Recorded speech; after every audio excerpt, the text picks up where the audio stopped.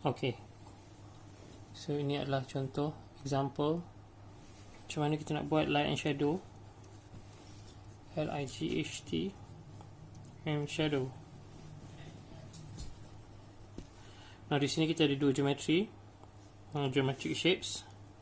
Satu adalah sphere, satu adalah kotak ataupun cube. So to these geometric objects, kita nak kenakan lampu ya. Dan tujuan kita nak kenakan lighting adalah supaya kita tahu cahaya datang dari mana. You always do this di permulaan drawing ya. You always have to determine sumber cahaya datang dari mana. Okay, buat macam ni.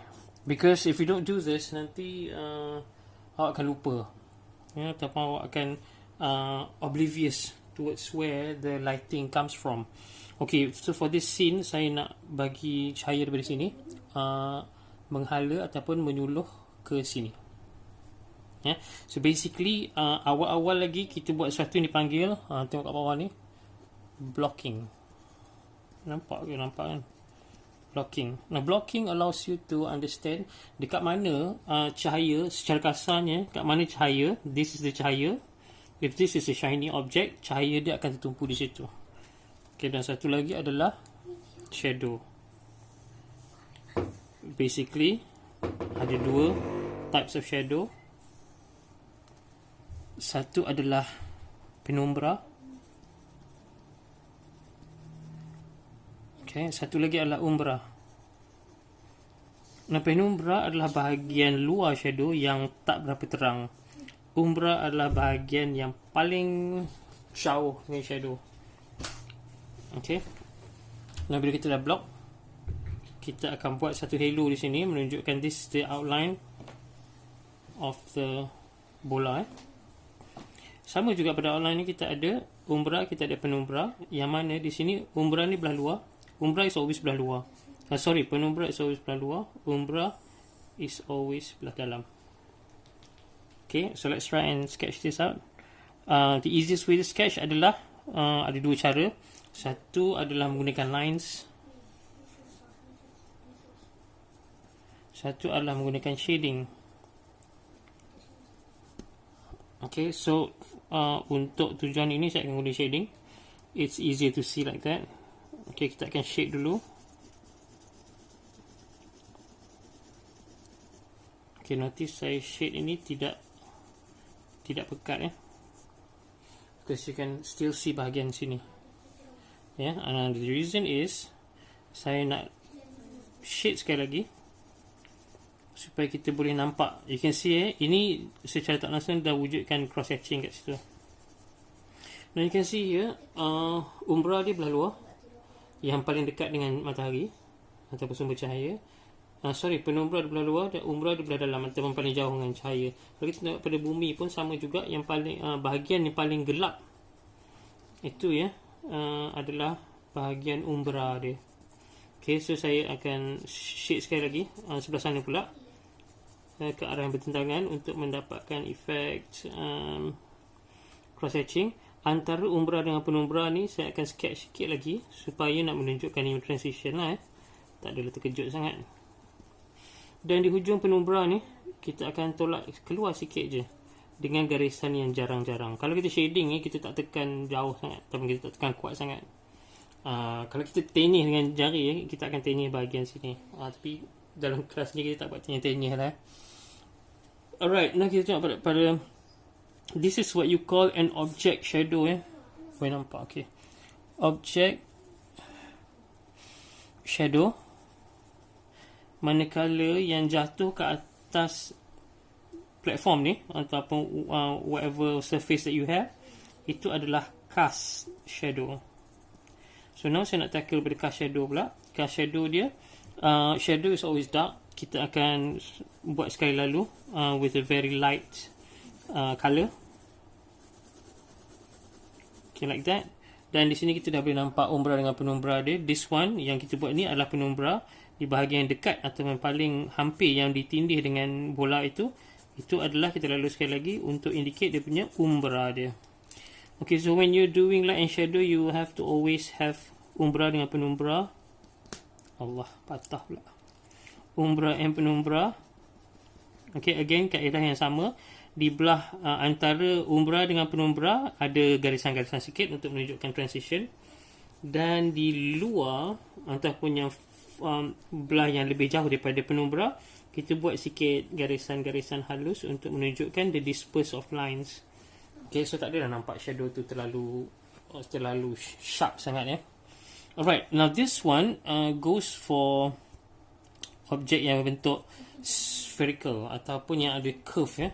So untuk yang berbentuk bersatah macam kotak ni, is very easy disebabkan kita boleh nampak shadow dia di satu bahagian yang tertentu.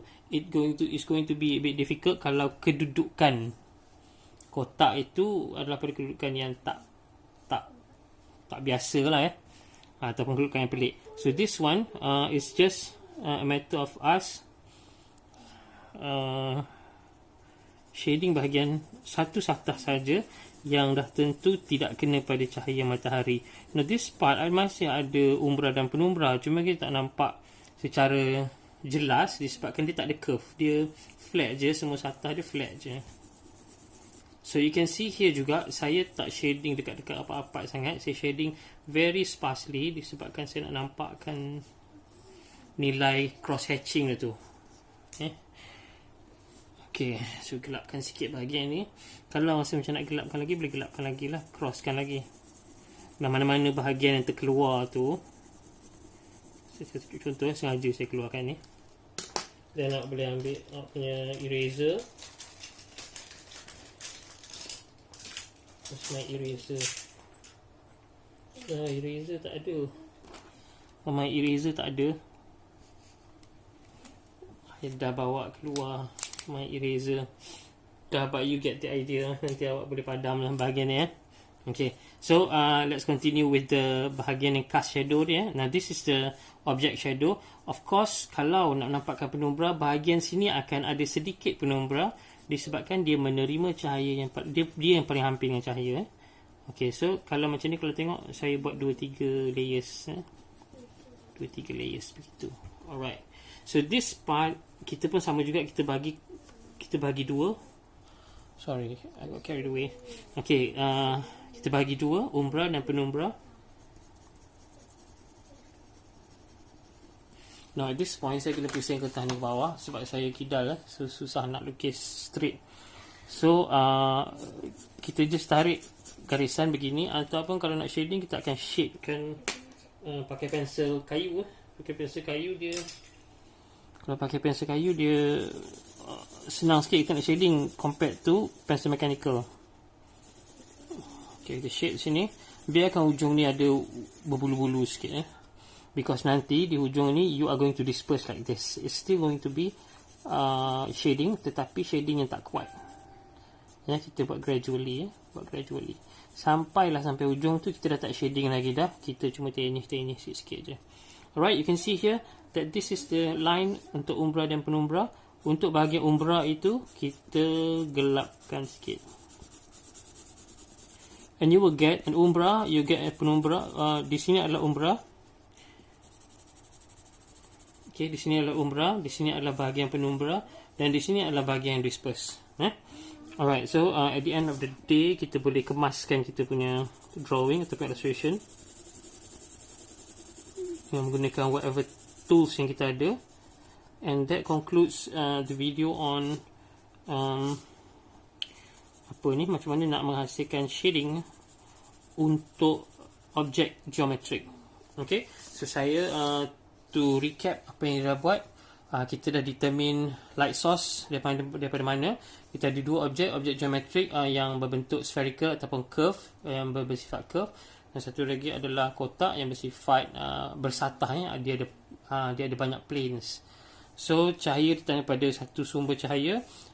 Kita ada umbra, kita ada penumbra. Umbra being bahagian yang paling dekat, yang paling jauh dengan cahaya, iaitu dia lebih gelap ya. Umbra lebih gelap, penumbra lebih terang sikit. Pada bayang-bayang pada benda lain dia tak ada umbra penumbra pada bayang-bayang je yang ada umbra penumbra. So this is also object shadow. Okay, yang jatuh pada objek, dan kita juga ada cast shadow yang jatuh di atas lantai ataupun di atas kita punya satah. Okay, so until another video, please apa orang kata, practice on this practice on other shapes as well. You will get to see shadow tu datang daripada mana. And this is obviously disebabkan background dia putih. Kalau kita colourkan warna hitam, then you'll be able to see another halo dekat sini another halo kat sini. So itu, that is for another day lah Sekarang ni tak payah tu lagi lah. Okay, alright, thanks for watching. Assalamualaikum.